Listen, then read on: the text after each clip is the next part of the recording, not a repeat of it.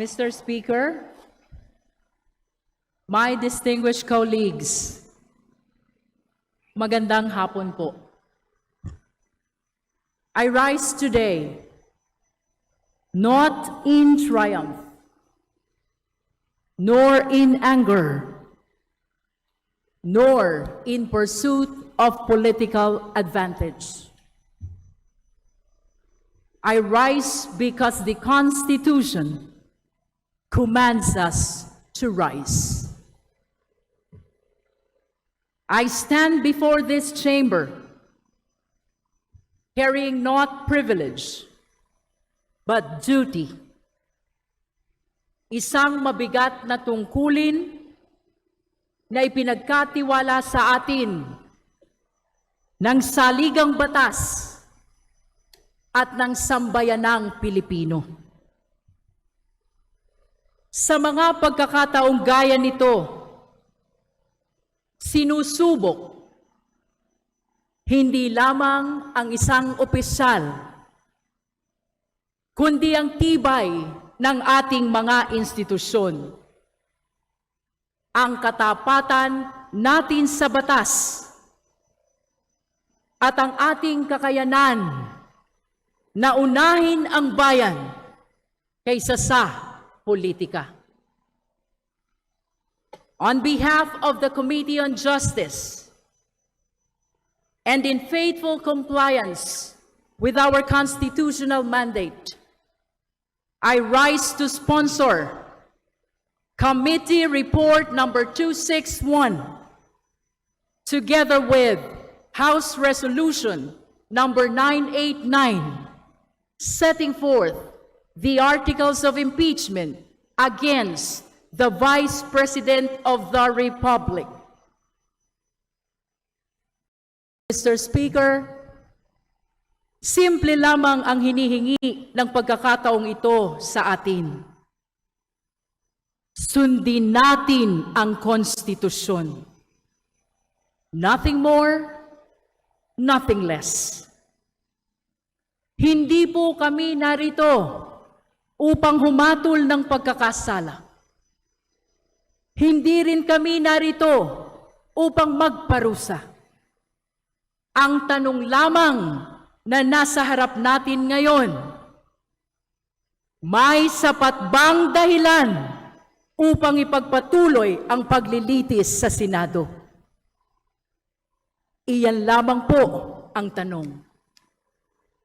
At iyan ang sagradong tungkulin na ipinapasa ngayon ng Committee on Justice sa buong kapulungan.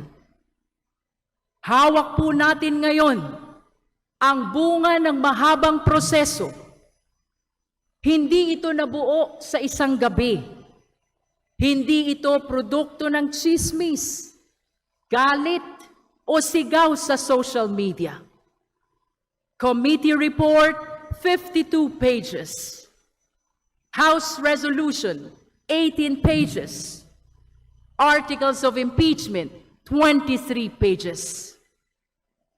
At lampas pa rito ay libu-libong pahina ng annexes, records, certifications, testimonya, financial documents, at deliberations na masusing pinag-aralan ng Committee on Justice. Bawat pahina ay may bigat. Bawat dokumento ay may implikasyon. Bawat testimonya ay may kaakibat na pananagutan. Nagawa na po ng Committee on Justice ang bahagi nito. We examined the evidence. We tested the arguments. We listened to every side. We placed everything on record. At ngayon, ang desisyon ay nasa kamay na ng buong House of Representatives. Tayo ngayon ang haharap sa sambayanang Pilipino upang sagutin ang isang simpleng tanong. Kapag may mabigat na aligasyon laban sa isa sa pinakamataas na opisyal ng Republika, ano ang dapat gawin ng House of Representatives?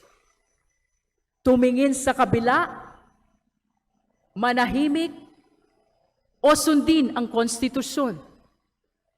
Nitong mga nakaraang araw, paulit-ulit nating narinig ang isang tanong. May numero ba tayo? Ilan daw ang boboto? Kaya ba ang 1/3 vote? May umatras na raw. May nag-withdraw na raw. Wala pang ang botohan. May bilang na agad ng mga sumusuko. Pero, Mr. Speaker, distinguished colleagues, iyan ba talaga ang pinakamahalagang tanong ngayon? Because if we remember, we already went through this process before. Noong nakaraang impeachment proceedings, mayroon ng sapat na numero. 215 kasapi ng kapulungang ito ang bumoto upang isulong ang impeachment. Isa iyon sa pinakamalaking bilang sa kasaysayan ng ating Kongreso. Pero ano ang nangyari? Tinigil ng Korte Suprema. At mahalagang linawin kung ano ang tunay na sinabi ng Korte Suprema. Hindi nila sinabi na wala nang dapat sagutin. Hindi nila sinabi na walang kailangang ipaliwanag. Hindi nila sinabi na bawal nang magkaroon muli ng impeachment proceedings.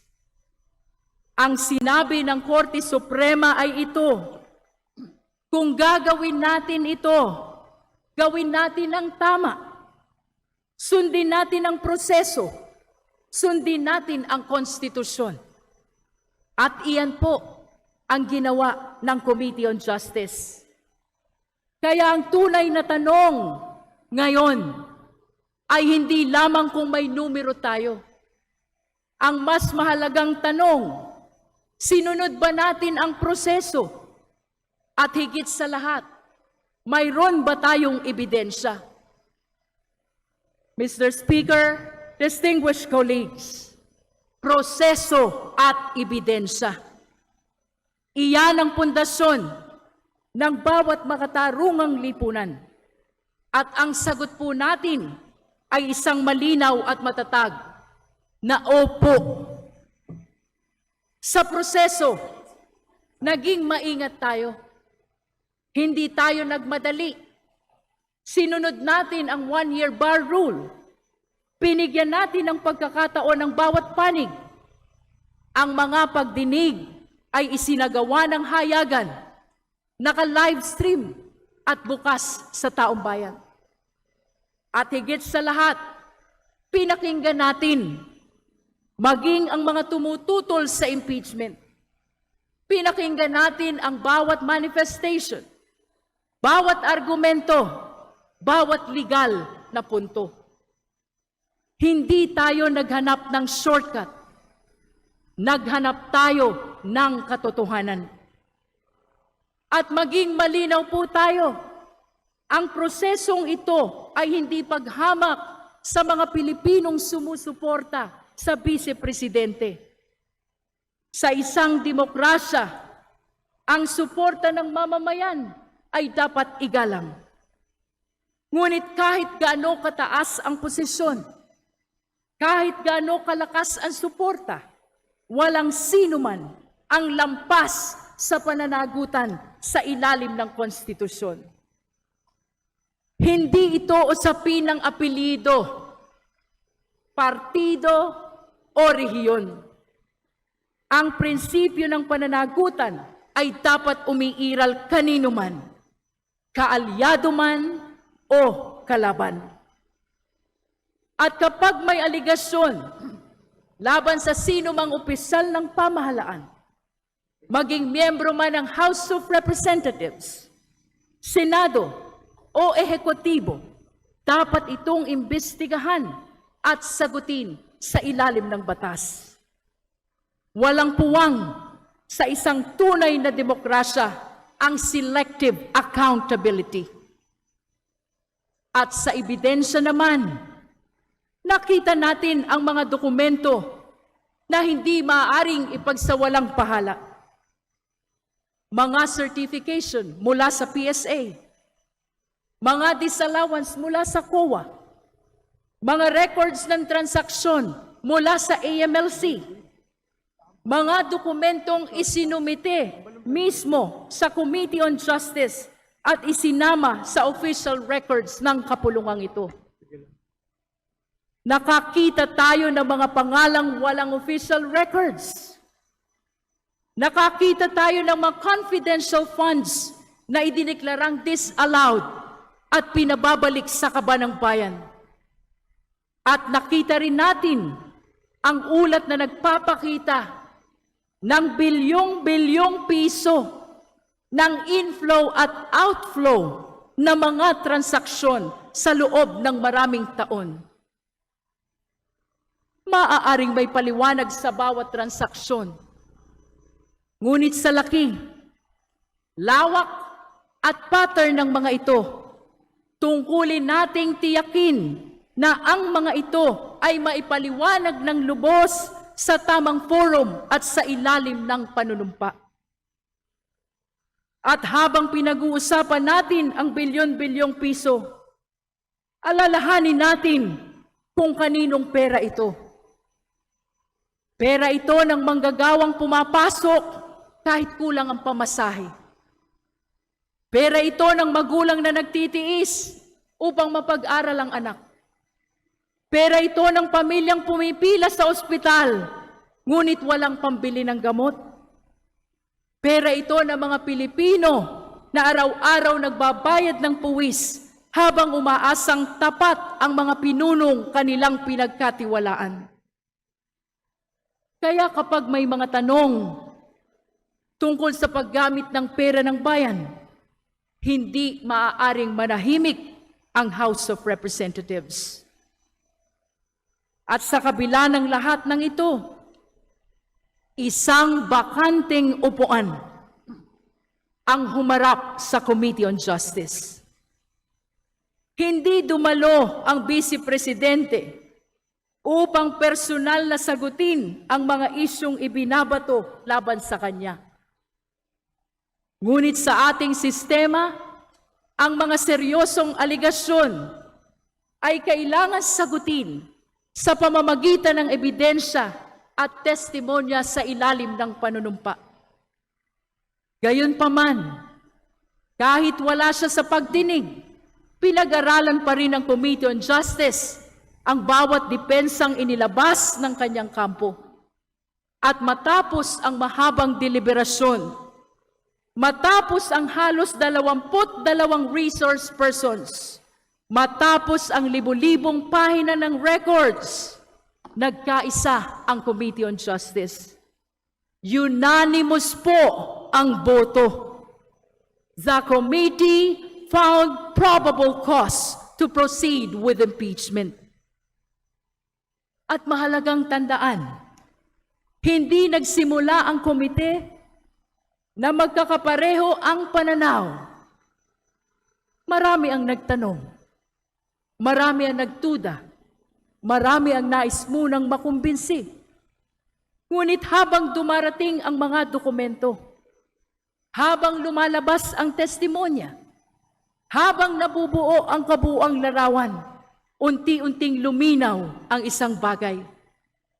May mga tanong na hindi maaaring iwasan. May mga issue na hindi maaaring ipagkibit palikat. May mga bagay na kailangan ng harapin ng buong bansa. At ito ang naging batayan ng Articles of Impeachment. Article 1, ukol sa confidential funds at paggamit ng kaban ng bayan, gamit ang mga questionableng dokumento. Article 2, ukol sa mga transaksyon at ari-ariang nangangailangan ng malinaw na paliwanag at reconciliation sa salin at idiniklarang kita. Article 3, ukol sa aligasyon ng bribery at paggamit umano ng pera, kapalit ng impluwensya at pabor.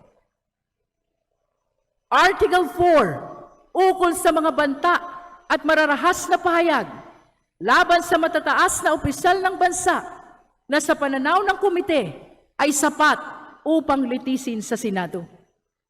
Mr. Speaker, distinguished colleagues, may mga aligasyong pinansyal na kailangan sagutin.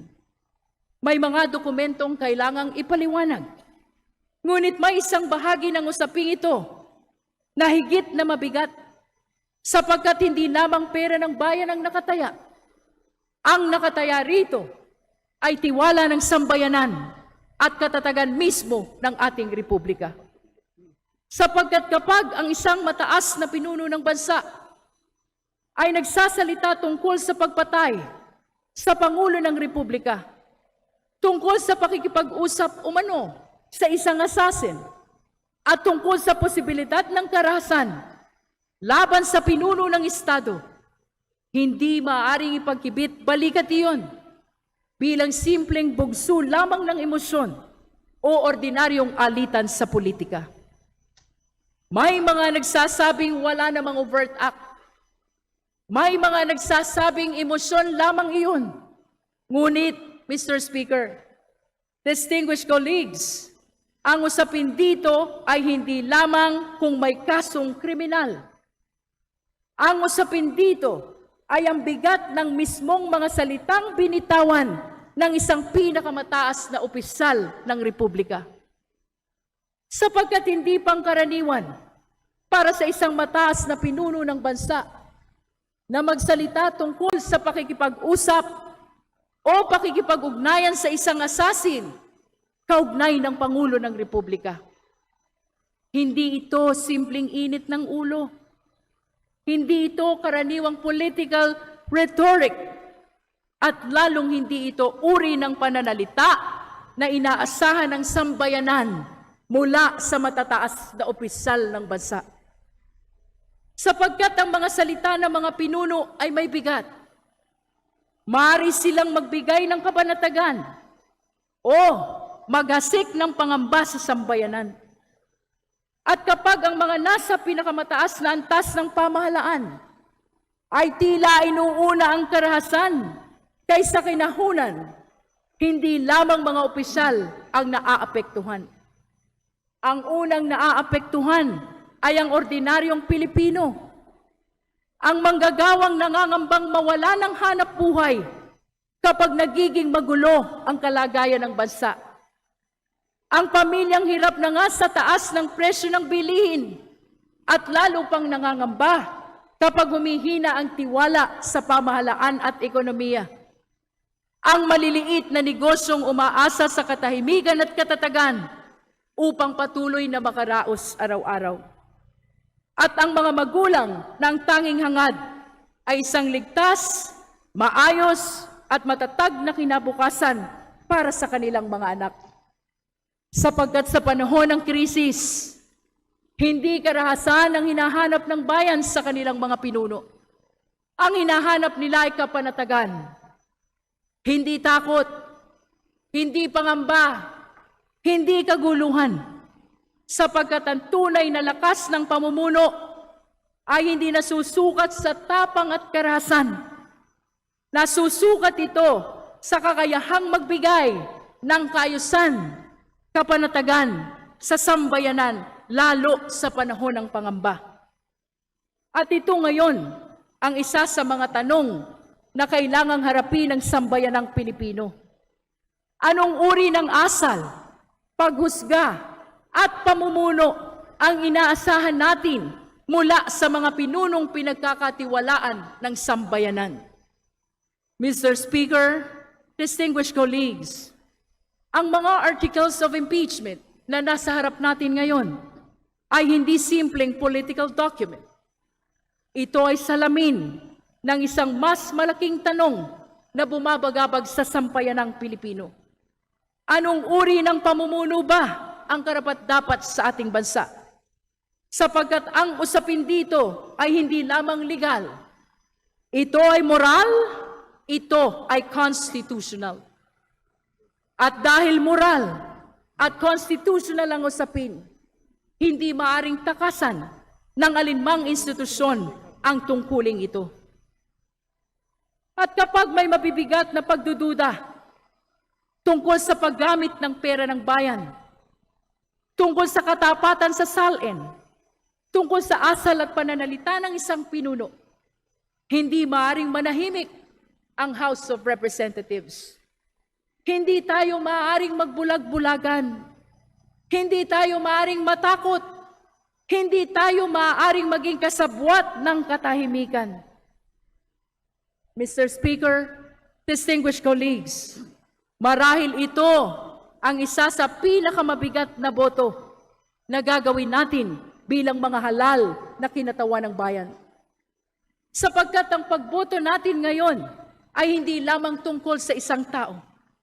Ang pagboto natin ngayon ay tungkol sa uri ng republika na nais nating ipamana sa susunod na henerasyon. Kung mananaig ba ang pananagutan o ang takot? Kung mananaig ba ang katotohanan o ang ingay? Kung mananaig ba ang konstitusyon o ang kapangyarihan? At ngayon, balikan natin ang tanong na paulit-ulit nating naririnig. May numero ba tayo, Mr. Speaker? Distinguished colleagues, opo, meron po tayong numero. Ngunit ang numerong tinutukoy ko ay hindi lamang bilang ng boto. Nasa records po ang numero. 6.7 billion pesos. Iyan ang numerong kailangang may paliwanag sa sambayanang Pilipino. Iyan ang numerong hindi maaaring ibaon sa limot. Iyan ang numerong nagtatanong kung may mga bagay bang kinakailangang lubos na may paliwanag sa sambayanang Pilipino. At sa Senado, naroon ang pagkakataon ng Vice Presidente na sagutin ng buo ang bawat aligasyon, iharap ang kanyang ebidensya, at marinig ng buong sambayanan ang kanyang panig. At kung hindi natin haharapin ang tanong na iyan ngayon, kailan pa? Kung hindi tayo kikilos ngayon, sino pa? Ang mga republika ay hindi bumabagsak sa isang iglap. Unti-unti silang humihina kapag ang pananagutan ay inuunahan ng takot. Mr. Speaker, distinguished colleagues, ang hinihingi lamang natin ngayon ay ipagpatuloy ang proseso. Bigyan natin ang pagkakataon ng Senado na dinggin ang buong katotohanan. Hayaan nating manaig ang ebidensya. Hayaan nating manaig ang proseso.